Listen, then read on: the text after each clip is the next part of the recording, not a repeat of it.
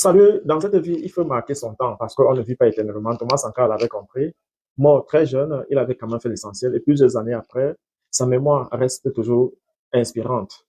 Ibrahim Traoré, l'actuel président depuis 2 à 3 ans au Faso, incarne déjà ce symbole de Burkinabé, utilise comme repère. Aujourd'hui, à 24 heures après la commémoration de la vie de Thomas Sankara, nous nous demandons si Ibrahim Traoré incarne véritablement cet espoir ou il a tout simplement usé de cet héritage-là pour se hisser à la tête du pays. Bienvenue si c'est votre première. Je vous invite à liker. C'est très important. Ça nous permet de partager l'information et aider le peuple africain à s'affranchir de la vérité, même si elle n'aime pas le plus souvent.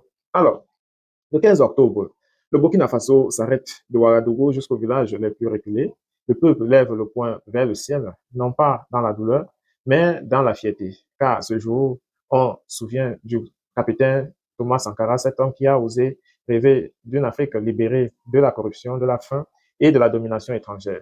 Mais cette année, quelque chose est différent, car un nouveau visage porte désormais ce rêve, le capitaine Ibrahim Traoré. Beaucoup le surnomment la réincarnation de Sankara. Mais suit-il vraiment les mêmes pas ou s'agit-il simplement d'une nouvelle histoire de pouvoir et de politique? Restez donc jusqu'à la fin, nous allons découvrir la vérité. Il faut remonter en 1983, un soldat de 33 ans prend le pouvoir dans un pays encore peu connu et rebaptisé Burkina Faso, le pays des hommes intègres.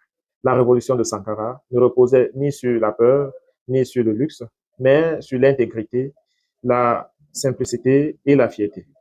Il disait à son peuple, produisons ce que nous consommons et consommons ce que nous produisons.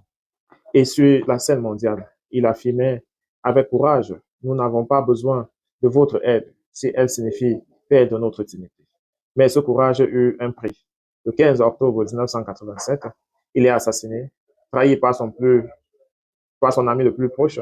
L'Afrique perd un révolutionnaire, mais l'idée de Sankara ne mourra jamais. Avançons jusqu'en 2022.